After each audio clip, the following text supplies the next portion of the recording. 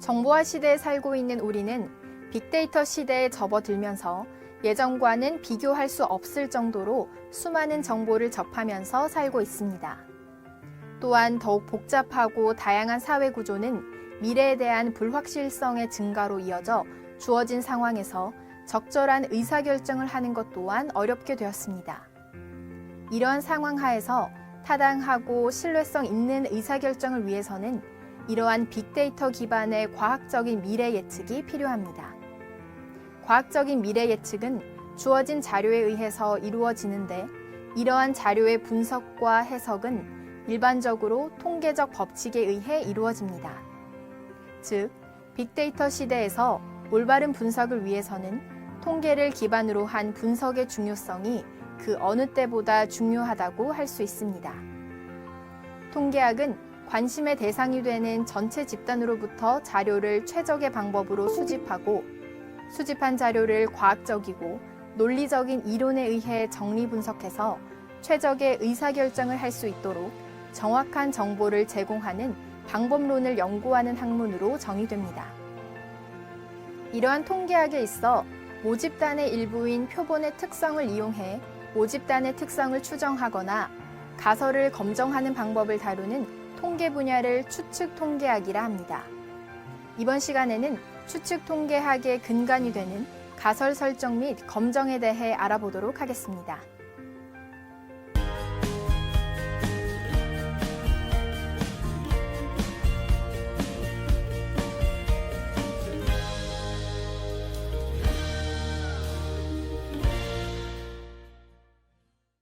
오늘의 학습 목표입니다. 이번 학습을 통해 여러분은 빅데이터 분석 프로젝트의 목적 달성을 위하여 비즈니스 도메인과 수집된 데이터를 파악할 수 있습니다. 또한 프로젝트의 목적에 적합한 모델 개발을 위하여 데이터의 사전 탐색을 통하여 가설을 설정할 수 있습니다.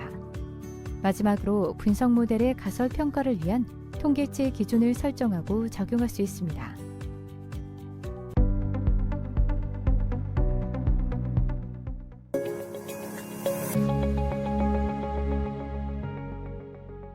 자, 이번 시간에는 통계 기반 빅데이터 분석의 첫 번째 시간으로 통계 분석의 가장 기본이 되는 가설 설정 및 검증에 관하여 간략하게 알아보고자 합니다. 가설 검증에 관해 이야기에 앞서서 빅데이터 분석이란 무엇이며 더 나아가 통계 기반 빅데이터 분석이 무엇인지 잠시 살펴보고 본론에 들어가고자 합니다. 많은 분들이 이미 아시다시피 빅데이터 분석이란 대량의 정형 데이터 혹은 이미지, 텍스트 등의 비정형 데이터로부터 의미 있는 정보를 추출하고 데이터 속에 숨겨진 패턴 혹은 그간 직관적으로 인지하지 못했던 다양한 데이터 간의 관계를 발견해내며 정보를 추출, 분석하는 과정을 말합니다. 기본적으로 이러한 빅데이터 분석을 통해서 많은 기업들은 보다 나은 의사결정을 하고자 하는데 활용하게 됩니다. 빅데이터 분석을 위해서는 데이터 수집, 처리를 위한 다양한 IT 기술의 도움이 필요하지만 데이터로부터 의미 있는 정보를 도출해내기 위해서는 결국 통계 및 데이터 마이닝 기법들이 빅데이터 분석의 기초이자 핵심이라고 할 수 있습니다. 통계 분석은 불확실한 상황에서 보다 더 객관적인 근거에 기반을 둔 의사결정을 하기 위해서 데이터를 수집하고 처리, 분류, 분석, 그리고 해석하는 일련의 프로세스를 의미합니다. 분석을 지원하기 위한 다양한 통계 기법들이 존재하며 분석 목적에 부합하는 통계 기법들을 선택하고 데이터를 처리, 분석, 해석을 컴퓨터를 활용하여 용이하게 분석하기 위해 기존의 SAS, SPSS 등 상용 통계 패키지뿐만 아니라 R, 파이썬 등 다양한 툴들이 있습니다. 반면 데이터 마이닝 기반 분석은 통계 및 수학적인 어떤 기술들을 활용하여 빅데이터를 분석하고 이를 통해서 새로운 상관관계, 추세, 예측, 분류 등을 찾아내고 수행하는 과정을 말합니다. 이러한 데이터 마이닝은 기계학습, 패턴 인식 등과 관련해서 빅데이터 분석에 있어서 가장 기본적인 어떤 통계적인 분석 기술들의 집합이라고 볼 수 있습니다. 자, 그래서 이번 강의에서는 통계 분석을 논하기에 앞서서 가장 기본이 되는 가설 설정 및 가설 검증에 대해서 이야기를 나눠보도록 하겠습니다. 자, 간단한 예로 한번 이야기를 시작해 보도록 하겠습니다. 예를 들어서 국내 전국에 있는 고등학교 학생들의 키에 대한 평균을 만약에 알고 싶다고 한번 가정해 봅시다. 이를 위해서는 전국 고등학교를 다 방문하여 학생들의 키를 다 재야 합니다. 자, 이렇게 하면은 돈과 시간이 많이 들겠죠. 자, 이와 같이 우리는 일반적으로 관심이 있는 모집단을 전수 검사할 수는 없습니다. 바로 돈과 시간이 문제가 되기 때문이죠. 그래서 소위 샘플링, 즉 일부 데이터를 수집하여서 이를 바탕으로 모집단에 대한 어떤 정보를 추정하게 됩니다.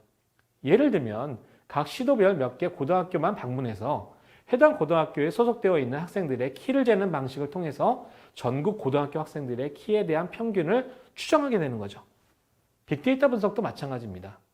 수집된 과거 데이터, 즉 표본으로부터 특정 변수의 미래값을 예측, 평가하기 위한 예측 모델을 도출하기 위해서 다양한 어떤 통계적인 방법론들이 적용됩니다. 대부분의 방법론들을 통해서 우리는 모델의 파라메타, 즉 인자에 대한 값을 추정하여 적합한 모델을 도출해내게 됩니다. 또한 도출된 모델이 얼마나 데이터를 잘 반영하고 있는지 모델의 유의성을 검증하기 위해서 보통 우리가 통계적인 가설을 세우고 이에 대한 가설 검증을 시행하게 됩니다. 자, 그럼 여태까지 가설이란 용어를 계속 언급을 해왔는데요. 그럼 가설이란 무엇일까요? 가설이란 모집단의 특성, 특히 모수, 평균이나 분산 이런 걸 얘기합니다. 모수에 대한 가정 혹은 잠정적인 결론을 말합니다. 일반적으로 이러한 가설을 검증하기 위해 알고 싶은 내용을 기술한 가설의 종류에는 귀무가설 그리고 대립가설이 있습니다. 귀무가설이란 현재까지 주장되어 온 것이거나 기존과 비교하여 변화 혹은 차이가 없음을 나타내는 가설을 말합니다.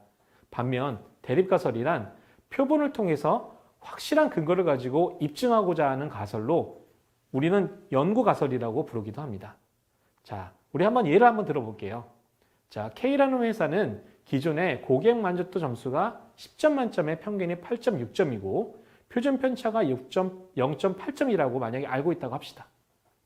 그러나 최근 200명의 어떤 고객을 대상으로 고객 만족도 조사를 한 결과 평균이 8.8점으로 나타났습니다. 자, 이에 K회사는 최근 조사를 바탕으로 기존에 우리가 알고 있던 고객 만족도 평균이 8.6점이 아니라 통계적으로 아니라고 우리가 이제 통계적으로 주장할 수 있는지를 한번 검증해 보고자 한다고 합시다. 자, 이때 귀무가설과 대립가설은 어떻게 세워야 될까요? 자, 귀무가설은 이런 경우에 K회사의 고객 만족도 점수의 평균은 8.6점이다 라고 세웁니다. 왜냐하면 이게 기존의 회사가 알고 있던 정보이기 때문이죠. 그리고 우리가 새로운 어떤 정보를 통해서 우리가 이제 보여주고 싶은 거는 8.6점이 아니다라는 걸 보여주고 싶은 겁니다. 그래서 대립가설은 K회사의 고객 만족도 점수의 평균은 8.6점이 아니다라고 세울 수 있습니다. 자, 또 다른 예시를 한번 살펴보겠습니다. H고등학교 남자 선생님들은 결혼 후 살이 찐다고 주장하고 있다고 만약에 가정해 봅시다. 자, 이를 위해서 H고등학교가 속한 도시에 있는 고등학교에 재직 중인 결혼한 남자 선생님들을 표본 추출해서 결혼 기간과 결혼 전과 결혼 후에 어떤 몸무게 데이터를 구하고 이를 통해서 하는 분석을 하였다고 한번 생각을 해볼게요. 자, 이를 바탕으로 결혼 기간과 몸무게의 증가가 상관관계가 있다라고 할 수 있는지를 통계적으로 만약에 검증한다고 한번 가정을 해보겠습니다. 자, 이때 귀무가설과 대립가설은 어떻게 될까요? 귀무가설은 결혼 기간과 몸무게 증가 간의 상관관계가 없다. 즉 상관계수는 0이다 라고 우리가 세울 수 있을 것이고, 반면에 대립가설은 결혼 기간과 몸무게의 어떤 증가 간의 상관관계가 있다. 즉 상관계수는 0이 아니다 라고 세울 수 있습니다. 자, 그럼 여태까지 우리가 가설을 세웠는데요. 이런 어떤 가설을 우리가 표본을 통해서 이게 가설이 과연 맞는지 안 맞는지에 대해서 검증을 하는, 즉 가설 검증, 영어로 얘기하면 hypothesis testing에 대해서 간략히 그 과정을 좀 살펴보도록 하겠습니다. 가설 검증이란 주장을 받아들일 수 있는가를 판단하기 위해서 주장에 대한 가설을 설정하고 이에 대한 어떤 근거를 찾아서 논리적인 결론을 도출해내는 방법입니다. 분석 목적에 적합한 과학적인 추론을 위해서 모집단에 대해서 통계적인 가설을 먼저 세우고 모집단으로부터 표본을 추출해내요. 그 추출된 표본을 통해 얻은 정보를 이용해서 통계적 가설의 진위 여부 혹은 사실 여부들을 판단하기 위해서 모집단에 대한 가설을 채택하거나 혹은 기각하게 됩니다. 대부분 귀무가설이 참이라는 전제에서 표본을 통해서 귀무가설이 옳지 않다는 것을 보임으로써 귀무가설을 기각시키고 대신 대립가설을 채택하게 되는 것입니다. 따라서 귀무가설이 참이 아니라는 것을 표본을 통해서 통계적으로 만약에 우리가 증명하지 못한다면 우리는 귀무가설을 기억할 수 없게 되는 겁니다. 자, 여기서 여러분들이 주의하셔야 될 점은 뭐냐면 우리가 가설을 채택할지 하지 못할지의 여부는 우리가 추출한 표본에 의존하기 때문에 그 결과가 완전히 100% 옳다라고 말할 수가 없습니다. 자, 주어진 가설을 검증하는 데 있어서 앞서 말씀드린 바와 같이 모집단 전체를 통해서 검증하는 것이 아니라 모집단으로부터 추출된 표본을 기반으로 모집단에 대한 결론을 내는 것이기 때문에 항상 통계적인 오류가 발생할 가능성이 항상 존재합니다. 자, 그래서 이제 보시는 표와 같이 먼저 귀무가설이 참인데 이 귀무가설을 기각하게 되는 오류를 제1종 오류라고 합니다. 이때 제1종 오류를 범할 최대 허용 확률을 유의 수준이라고 보통 얘기를 하죠. 반면에 귀무가설이 참이 아닌데 잘못해서 이를 채택하게 되는 오류를 제2종 오류라고 합니다. 만약에 우리가 표본의 크기가 고정되어 있다고 만약에 가정을 해보면 제1종 오류를 범할 확률이 커지면 제2종 오류를 범할 확률이 작아지고 제1종 오류를 범할 확률이 작아지면 제2종 오류를 범할 확률이 커집니다. 따라서 일반적으로 우리가 가설 검증을 하는 데 있어서는 제1종 오류를 범할 확률의 최대 허용값, 즉 유의 수준을 미리 설정을 해놓고 그 다음에 가설 검증은 시행을 하게 됩니다. 자, 그러면 우리가 유의 수준을 결정한 이후 표본을 바탕으로 통계적인 가설 검증을 어떻게 수행을 해야 될까요? 우리는 이때 검정 통계량이란 어떤 표본 통계량을 사용해서 귀무가설을 기각할 수 있는지 없는지를 좀 판단을 하게 됩니다. 좀 더 자세히 말씀을 드리면 귀무가설이 참이다, 사실이다 라는 전제하에서 모집단으로부터 추출된 표본으로부터 소위 말하는 대표값, 이제 검정 통계량을 계산을 하게 됩니다. 그래서 어떠한 검정 통계량들이 있는지 잠깐 예시를 통해서 한번 살펴보도록 하겠고요. 예를 들면 이 검정 통계량 값을 가지고 귀무가설이 옳다라는 전제하에서 우리는 소위 p-value 혹은 p-값이라는 것을 계산할 수가 있습니다. 이는 표본으로부터 판단을 해보건대 귀무가설이 참이라는 가정하에서 우리가 이제 이 표본을 통해서 표본 통계량, 검정 통계량을 통해서 우리가 판단을 하게 되는 겁니다. 참일 때 귀무가설을 기각하게 되는 제1종 오류를 범할 확률을 의미합니다. 그래서 귀무가설이 참이라는 전제하에서 검정 통계량의 분포를 우리가 알 수 있고요. 그 다음에 표본으로부터 해당 검정 통계량 값을 도출해낼 수가 있습니다. 그리고 우리가 이제 그림에서 보는 바와 같이 검정 통계량 값에 근거했을 때 귀무가설이 참일 때 귀무가설을 기각하게 되는 최소한의 유의 수준, 제1종 오류를 범할 확률을 우리가 계산할 수 있어요. 그 다음에 대부분의 통계 패키지에서는 p-value 혹은 p-값을 이제 출력을 해주기 때문에 분석자는 대개 p-값을 가지고 귀무가설을 채택할지 혹은 기각할지 여부를 결정하게 되는데 이러한 어떤 판단 기준은 아주 간단합니다. 다음과 같습니다. 만약 p-값이 이제 유의 수준보다 작으면, 자, 우리가 이제 그림을 보시는 바와 같이 지금 그 유의 수준 알파보다 실제 p-값이 작게 되겠죠. 이런 경우에는 우리가 귀무가설을 기각을 하게 됩니다. 만약에 p-값이 유의 수준보다 크면 귀무가설을 기각할 만한 충분한 통계적인 어떤 근거가 없다라고 우리가 판단을 하고 우리가 귀무가설을 기각할 수 없게 됩니다. 자, 그럼 지금까지 살펴봤던 가설 검정 절차를 도식화하면 우리가 다음과 같이 한번 볼 수가 있습니다. 자, 우리가 이제 먼저 가설을 설정을 합니다. 그 다음에 유의 수준을 우리가 결정을 하고요. 그 다음에 우리가 어떻게 검정할 건지에 대해서 이제 검정 방법을 설정한 이후에 이런 어떤 표본을 가지고 소위 말하는 검정 통계량이라는 걸 계산하고 이를 바탕으로 P값을 산출을 하게 됩니다.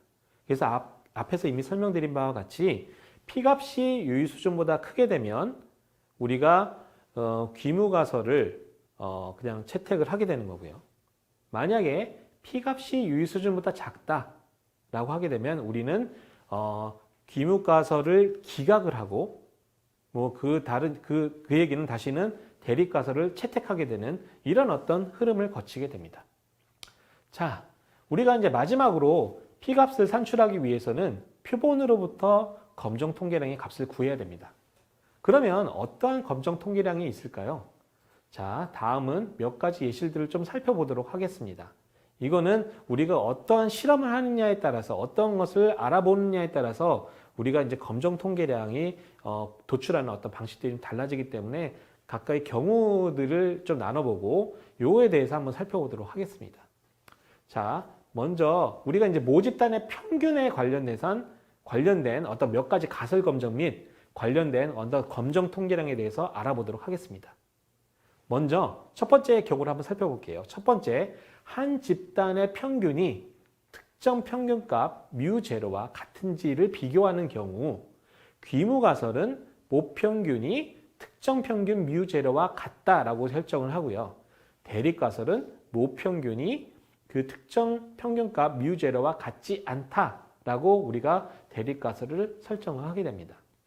평균이 μ, 분산이 시그마 제곱인 어떤 정규 분포를 따르는 모집단에 대해서 우리가 평균 μ에 대한 어떤 가설을 검정하기 위해서 n개의 표본을 이제 추출을 하게 됩니다.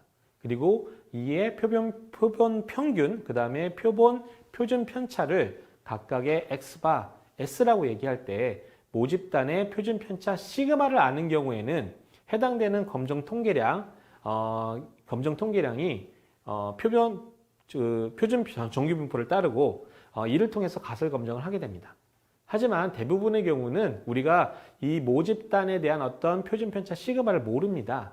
이럴 경우에는 아까 우리가 표본으로부터 도출된 표본 평균과 표본 표준 편차를 가지고 다음과 같은 어떤 T 검정 통계량을 통해서 이를 통해서 우리가 가설 검정을 수행하게 됩니다. 자, 이제 다음은 만약에 이제 두 집단의 모평균이 서로 같은지 여부를 비교하기 위한 경우에 대해서 잠깐 알아보겠습니다.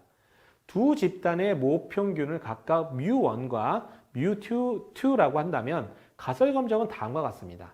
자, 귀무가설은 두 집단의 평균은 같다. 즉 μ1과 μ2가 같다.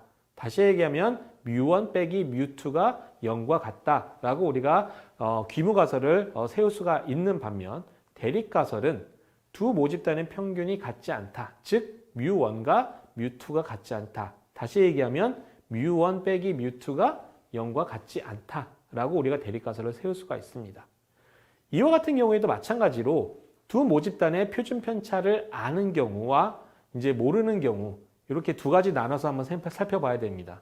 그래서 우리가 이제 이때 검정 통계량을 두 표본 평균의 어떤 차이에 대한 그 차이를 검정 통계량으로 우리가 설정을 하게 됩니다. 그래서 예를 들면 두 모평균의 차이가 검정 통계량이 되고요. 만약에 이 차이가 표준 정규 분포를 따르는 경우는 우리가 만약에 모집단에 대한 그 모평균을 모분산을 아니면 모표준 편차를 안다라는 가정하에서 우리가 이제 그 표준 정규 분포를 검정 통계량으로 사용하는 반면에 만약에 우리가 그 모집단의 그 표준 편차를 만약에 모른다고 가정한다면 뭐 아까 앞서 설명한 것과 마찬가지로 이 검정 통계량은 T 분포를 따르게 되게 됩니다. 자, 우리가 이제 일반적으로 우리가 실험을 하게 되면 보통 이제 효과성 검증을 많이 하게 되는데요. 우리가 효과성 검증을 할 때는 동일한 어떤 집단을 대상으로 실험 전후를 비교하게 됩니다. 그래서 동일한 집단을 대상으로 실험 전후의 결과값을 비교해서 과연 차이가 존재하는지를 검증하는 경우 평균적으로 실험의 전후 차이가 존재하는지를 검증을 하게 됩니다.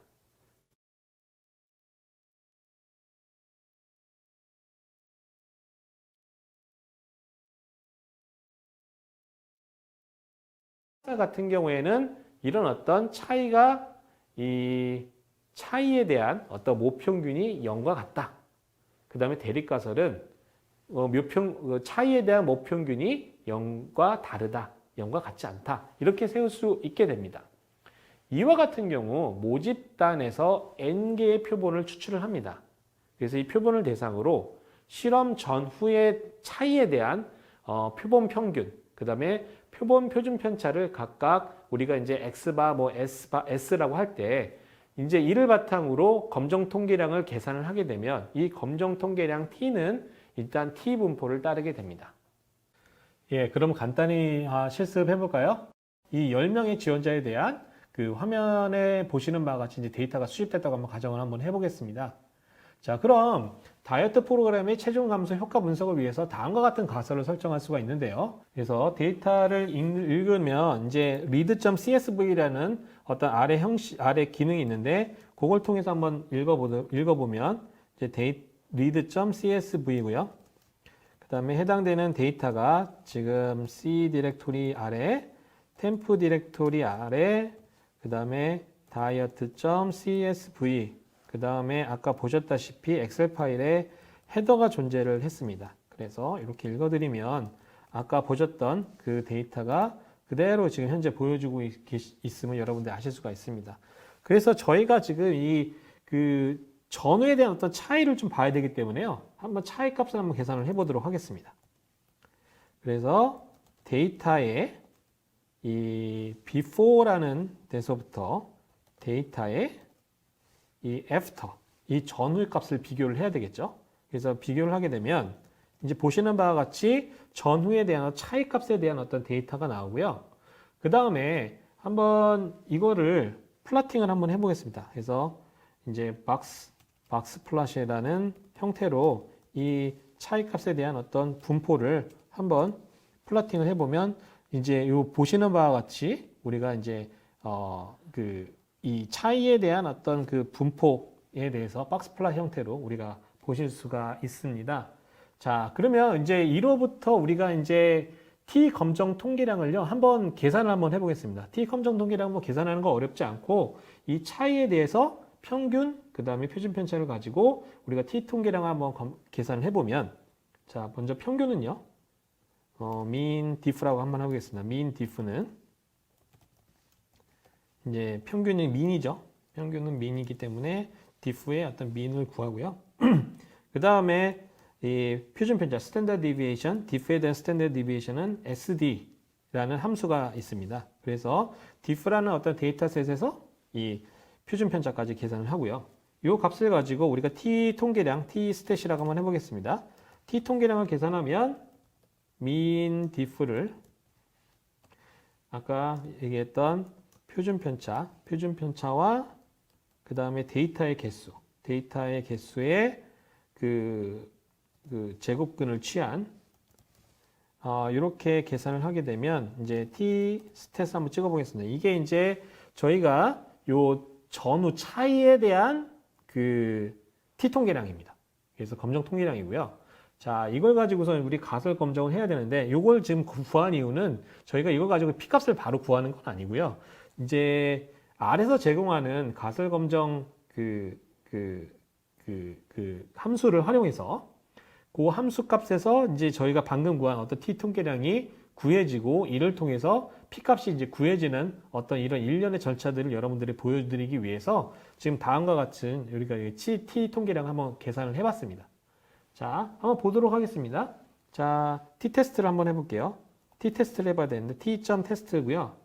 우리가 이제 데이터의 전과 데이터의 후의 차이를 검정하는 거죠. 그래서 우리가 차이가 존재한다, 안 한다라는 걸 봐야 되기 때문에요. 우리가 이제 two-sided, 양측 검정을 의미하는 거고요. 그 다음에 우리가 그 동일한 집단을 대상으로 검정을 하는 거지 않습니까? 그러다 보니까 이건 이제 paired는 true라고 보통 얘기를 하고요. 아까 저희가 유의 수준을 0.05로 잡았기 때문에 여기서는 이제 그러니까 confidence 레벨을 결정하고요. 이거는 이제 1-0.05니까 0.95. 자, 이렇게 하면 한번 실행을 해보면 자, 다음과 같은 어떤 페어드 t-테스트 결과를 보일 수가 있는데요. 자, 보시다시피 아까 저희가 구했던 t 통계량 값이 그대로 여기 나오는 게 여러분들이 보실 수가 있어요. 그 다음에 보시면 그에 해당되는 p 밸류 값이 0.006864라는 결론이 나왔습니다.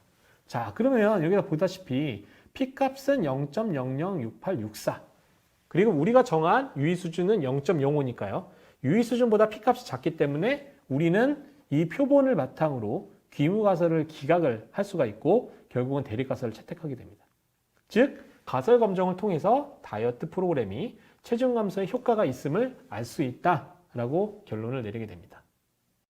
지금까지 학습한 내용을 정리해 보겠습니다. 통계적 가설 검정 이해 및 가설 설정을 합니다. 가설 설정은 통계적 가설을 채택해 표본을 추출하여 추출된 표본을 통해 진위 여부를 판단한 후 가설을 채택하거나 기각합니다. 두 번째로 검정 통계량 및 p-밸류의 정의 및 해석입니다. 검정 통계량 값을 가지고 귀무 가설이 옳다는 전제하에 p-값 계산이 가능합니다. 마지막으로 가설 검정 절차입니다. 먼저 가설 설정을 한 후 유의 수준을 설정하고 검정 방법을 설정한 후 p-값을 산출합니다.